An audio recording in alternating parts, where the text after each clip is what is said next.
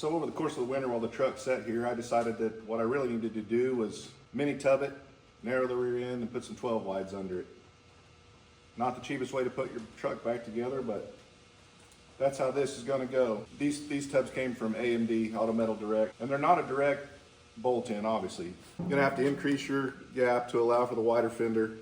And the first problem is, of course, in this case, I've already raised my bed floor. If you haven't, you might be able to slide these almost into position and get a better idea of how this is gonna lay out.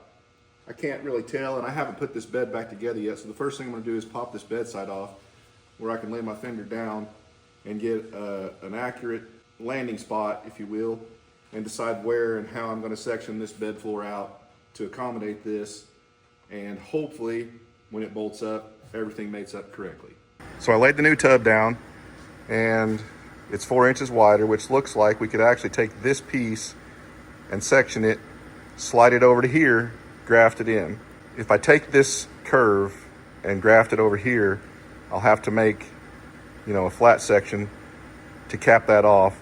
It'd be way easier to do that than to try to make this curve. So I'm gonna try to take the whole curve, slide it over, and go from there. I think to leave room, I'm gonna have to weld all the way down this, and to leave room for that, I think we'll cut here, lay this over, trace that out, and that way we'll have our seam in the middle of this flat spot where we might be able to get at it a little bit easier with the roll-lock disc. Cutting up a perfectly good bed floor. Should be all right.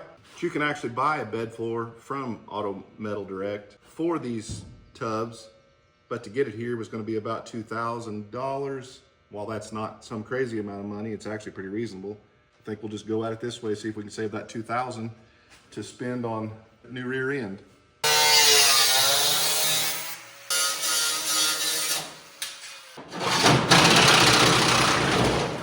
Now we just got to tack it in place, come back through and cut these two pieces to match, and we should be in good shape.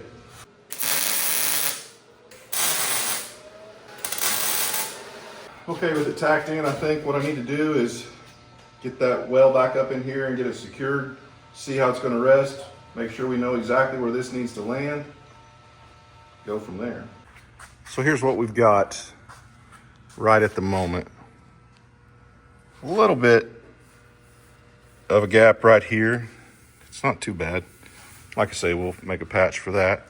Up here, it laid in really well. And looking back down through there, I think that'll be okay. So what we got to do now is go back down our splice, make a straight cut along both pieces so that they'll lay in smooth and we can weld them upright. Same thing you'd do if you were replacing a body panel. Okay, so we went through, cut our piece out, like I said. Now we've started back, tacking this thing into place. Got a bit of welding to do. All right, here we go. We got our work down. Looks pretty good. We can come back over it with the flap disc, smooth it up just a little. We still got to build these filler panels here.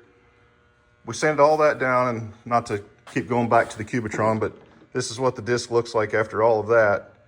And I don't know how many flap discs you would have used, the small one on your die grinder, but it would have been, my guess, a half a dozen. So, and this probably took less than 10 minutes.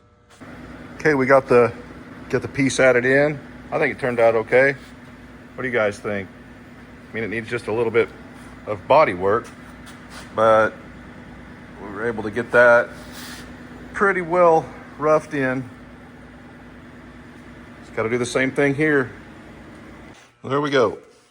Got the front piece in. So here's our completed wheel opening. Time to start mocking it back up, see if it'll fit together. Okay, second verse, same as the first. Got the other side put on. Time to go ahead and duplicate what we did over there, over here. Start moving towards the finish line.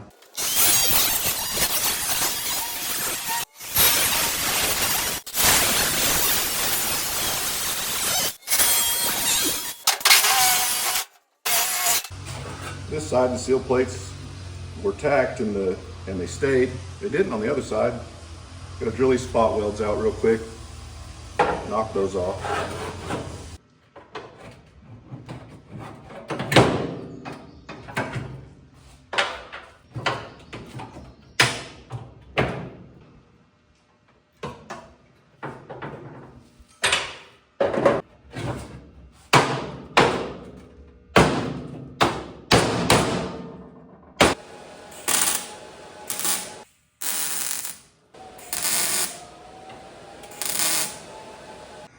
right, we got that one spotted in.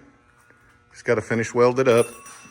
That'll take a little bit. I'll spare you that agony, and we'll come back. Well, that's going to do it for putting the AMD 4-inch wider tubs on your factory bed floor. Can you do it? Yeah, you can do it. Should you do it? That's up to you. If your bed floor needs quite a bit of repair anyway, it might make sense to spend the $2,000 and wind up with a perfect bed floor and not do any of this work. If you have a decent bed floor, like mine, I need to straighten it up just a little bit. It's gonna get bed lined anyway. It doesn't have to be perfect. It's not rusted through. I was able to save the $2,000. When I called AMD and asked them, do they have some basic recommendations as to where to start cutting the floor, they simply said people don't do that. Well, it can be done and it's not that bad. I hope this helps you decide which way you would go if you have chosen to run the AMD wider tubs in your truck. Thanks for watching, guys. Take a minute, like and subscribe. Have a good day.